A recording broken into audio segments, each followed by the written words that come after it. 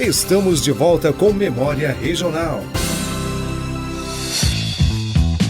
Esta edição do Memória Regional entrevista o professor Ângelo Arruda, do curso de Arquitetura da UFMS, sobre as obras de Campo Grande ao longo dos tempos. Professor, é uma tendência na capital de Mato Grosso do Sul e nas maiores cidades retirar obras históricas para o desenvolvimento da cidade. O senhor falou no primeiro bloco do relógio da 14, também tivemos os trilhos da noroeste do Brasil. A gente tem em várias cidades brasileiras, Marcelo, a existência desse fenômeno de que uma parte da população não conhece e depois não reconhece onde está e o que foi significativo para a construção histórica e da cidadania do lugar onde ele está. Isso é muito grave. Por um lado, isso se torna mais grave ainda em Campo Grande, dadas as condições sob as quais a cidade se fundou, no primeiro quadrante até 79, e depois num segundo quadrante depois de 79, quando você recebeu um processo migratório gigantesco, né, com interesses visivelmente de emprego, de melhoria da qualidade de vida, etc, etc. Eu cheguei nessa leva. Eu cheguei aqui em 1980, mas vim com uma formação de arquitetura pernambucano, né, de uma cidade histórica, Recife, Olinda. Então o meu olhar sobre Campo Grande, né, sempre foi o olhar de entender e reconhecer a cidade. E esse olhar é diferente do olhar de um comerciante, tá certo? Que vem para cá para explorar uma atividade econômica e aí quando ele aluga uma loja na 14 de julho, que ele olha para aquela platibanda que vê lá uns elementos antigos e históricos, a cabeça dele, né, está preparada para dizer a seguinte frase, né? Isto é um atraso, né? Estes elementos são elementos do passado. A modernidade exige um vidro, uma cor, exige um material, tá certo? Neon, etc. Então, nessa visão, né, do chegar com este olhar, né, a gente saiu perdendo muita coisa. Tá? Perdendo muita coisa porque, além desse olhar, a gente tem também a questão do espaço e do território da cidade que foi ocupado para as atividades que estavam se implantando a partir da instalação da capital. Ou seja, veja que o shopping Campo Grande é de 1988, já é um período quase 10 anos depois. Então, entre 79 e 88, quem precisou abrir comércio, precisou morar, ocupava o que tinha. Né? Então, prédio público, por exemplo, veja, o primeiro governador do estado, Ria Amorim Costa, alugou uma casa na Afonso Pena, ali próxima da prefeitura, para ser a sede de onde ele ia morar como governador. Né? Não havia a residência do governador, não havia o prédio para instalar a governadoria. Não estava preparado. Não estava preparado. Né? Então nada estava preparado. Então eu chego com a vontade louca de me estabelecer, vou para o centro da cidade, o centro da cidade é a parte mais antiga da cidade, olho para as paredes, olho para tudo, derruba tudo. Né? Que eu preciso instalar aqui uma loja para vender eletrodoméstico, tá certo? Fazer aqui um... Então a gente saiu perdendo muito disso. Antes de 79, né, a derrubada do relógio é de 1970. Né? A derrubada dos relógios é um caso especial à parte, porque ela foi o início da detonação do antigo, com esse olhar do novo. A 14 de julho precisava mudar de mão, né? Ela era no sentido ferrovia-centro e precisava inverter a mão, e o relógio passou a ser um trambolho ali. O relógio que marcava a hora para todo mundo fazer suas atividades gerais. Era ponto de encontro para namorar, para sair, para ir para o cinema, para festa, comício, tudo. De repente virou um trambolho. Então, a gente perdeu muita coisa.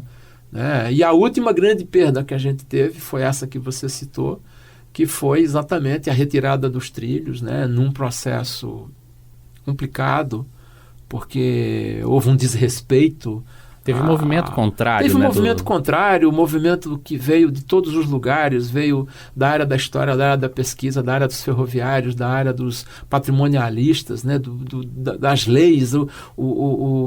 Havia uma lei municipal e uma lei estadual declarando o espaço como tombado, mas isso tudo foi desrespeitado e a gente acordou um dia e o prefeito da época, né, era o prefeito André Putinelli, ele cortou, né, cerrou o trilho em 5 cruzamentos, né, para não ter a menor hipótese de cortou e arrancou, né, para dizer, a cirurgia está pronta, agora vem um novo por aqui, né, e o novo veio como? O que veio de novo? Vamos olhar para o relógio da 14, o que veio de novo? Qual é o lugar onde as pessoas se encontram para promover atividades políticas na cidade? Se perdeu. O relógio da 14, ao ser retirado, né, ele fez sumir, né, um ponto mágico na área central. Do mesmo jeito que quando o trilho foi retirado, desapareceu o ponto mágico. Todo mundo reclamava que o trem era ruim, mas muita gente se arrependeu de ter feito isso. Né? Eles eram referências, né? E para o senhor, a principal forma para a preservação desse patrimônio histórico, ele passa essencialmente pelo tombamento? Ele passa pelo processo de reconhecimento dos cidadãos campograndenses daquilo que faz bem à sua memória e daquilo que faz bem à sua história. Tombar é o ato último, onde há não apenas esse reconhecimento, mas há a necessidade e importância de manter para sempre. Né? Porque eu posso reconhecer que algo é muito bom em Campo Grande e ele não precisa ser tombado.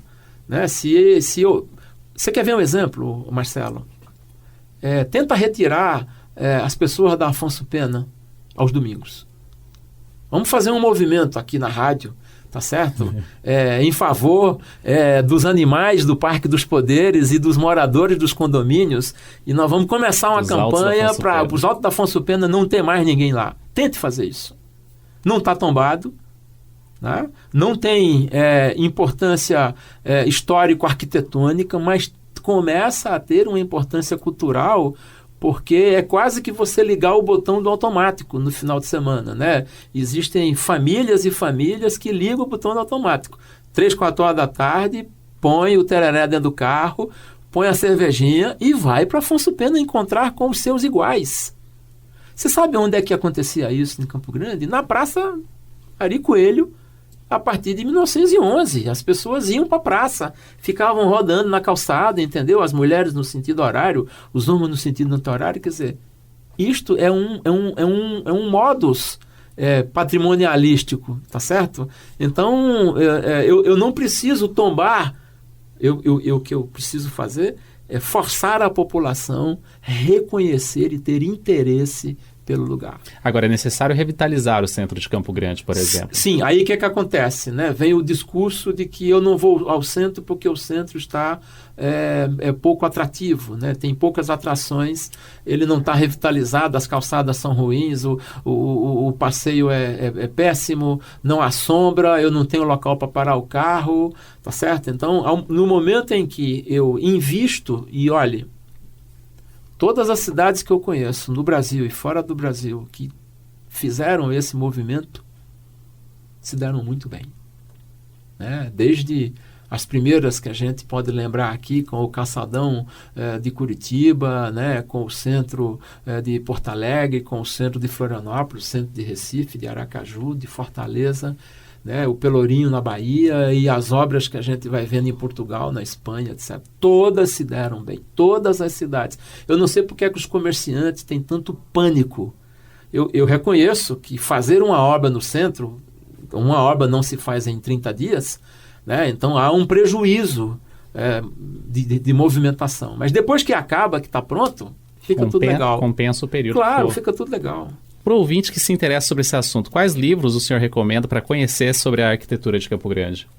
Olha, eu recomendo que o nosso ouvinte ele visite alguns lugares importantes, né?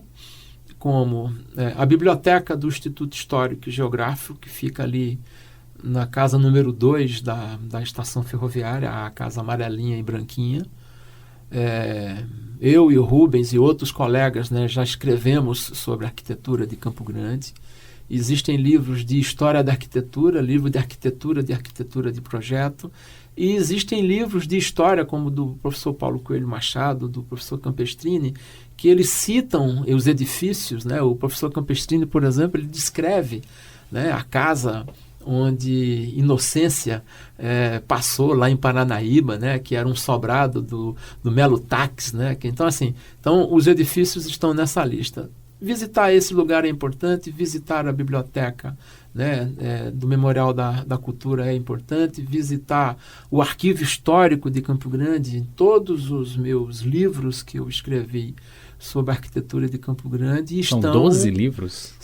Desde o primeiro, de 98, que foi um livro sobre parcelamento, aí o segundo, que é um livro importante, que foi um livro lançado no centenário da cidade, em 99, que é um livro que conta a história da nossa arquitetura, depois a maquete, depois outros livros, e o último que eu escrevi, que é um livro sobre a fundação do Planurb, a história do planejamento, e o anterior, que é um livro do Estado inteiro, que é o meu livro mais importante, que é a história da arquitetura em Mato Grosso do Sul, que está disponível, né? Você encontra na biblioteca da universidade, encontra na biblioteca do arquivo histórico, encontra, né? O difícil é a gente vender livros em Campo Grande. E falando em livros, o senhor tem um sobre os construtores, né, de Campo Grande. Quem são esses principais construtores, né, ao longo da história aí de Campo Grande? A gente fez um trabalho de pesquisa imenso para escrever sobre a história da arquitetura, e eu gravei aproximadamente umas 1.500 horas de fita cassete, entrevistando as pessoas. E um dia eu estava conversando com um importante arquiteto, professor e escritor brasileiro, que é o Hugo Segawa, de São Paulo, da USP, autor de 4, 5 importantes livros sobre arquitetura brasileira. E aí eu falei para ele: Hugo, eu estou com uma caixa aqui de fitas. Ele falou: Ângelo, você tem material aí para publicar. Decupe as fitas, né? Pague para alguém fazer. Eu paguei uma pessoa, ele decupou as fitas inteiras, gerou um calhamaço de texto, e ali do texto eu comecei. Então eu dividi o livro em arquitetos, engenheiros, projetistas e construtores, né? Arquitetos fala do Urlas, engenheiro fala de vários engenheiros importantes daqui, Hélio Baís, enfim, né? Construtores falam dos construtores não formados, né? Como o Tomé, o Tonini e os Gomes e tantos outros, né? E os projetistas, que aí sobrou espaço para falar de Ciríaco Maimone, de Jairo Faraco, que eram pessoas que eram desenhistas e que tinham tanta habilidade. Por exemplo, nós estamos aqui, né, dentro da Universidade Federal, né, e aqui dentro da Universidade Federal, né, não é este que está aí, o Moreninho, mas o Moreninho original foi projetado pelo desenhista Ciríaco Maimone, que é o profissional que projetou a prefeitura da cidade. Uhum. Né? Então ele não tinha CREA, não tinha CAL, ele não era formado em nível superior, mas ele tinha tanta habilidade. Né? Para você ter uma ideia, Marcelo, Le Corbusier, um dos maiores arquitetos da história do mundo, não fez arquitetura. Ele era ourives, o pai dele fabricava relógio, ele fazia arquitetura como se fosse psicografia, né? Inspiração. Tá? Então, esse livro dos construtores é um livro importante, porque ele fala das pessoas. Né? É um livro, eu lancei ele em 2001. E nós falamos da UFMS, nós estamos na UFMS. E a UFMS, a contribuição da UFMS nas obras da UFMS, dos blocos, no Morenão, Piscina, a UFMS tem assim, nós temos 3 grandes conjuntos arquitetônicos na cidade. O conjunto arquitetônico do Parque dos Poderes, o conjunto arquitetônico do Hospital São Julião e o conjunto arquitetônico da UFMS. São conjuntos arquitetônicos, Marcelo, que possuem obras das mais diversas atividades programáticas e que foram feitos por arquitetos. No caso do São Julião, um só, aliás 2. No caso do Parque dos Poderes, vários. E no caso da UFMS, vários também.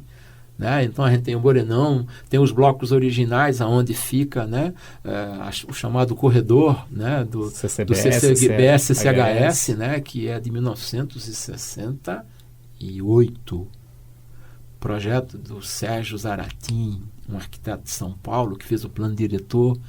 Né? Falcão Bauer, um dos maiores engenheiros de concreto do mundo, foi quem calculou o Morenão. Jurandir Nogueira fez o Moreninho, né? O Glaucio Rocha. O Glaucio Rocha e o restaurante universitário do Armênio Araquelian, o primeiro arquiteto campograndense formado na USP.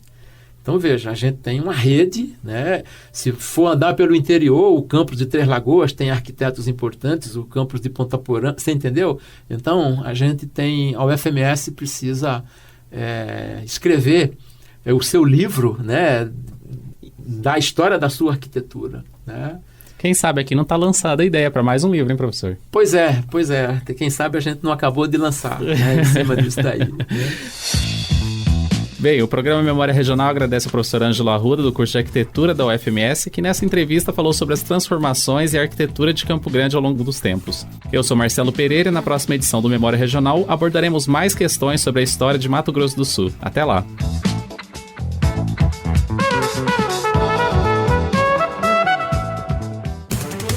Você ouviu Memória Regional.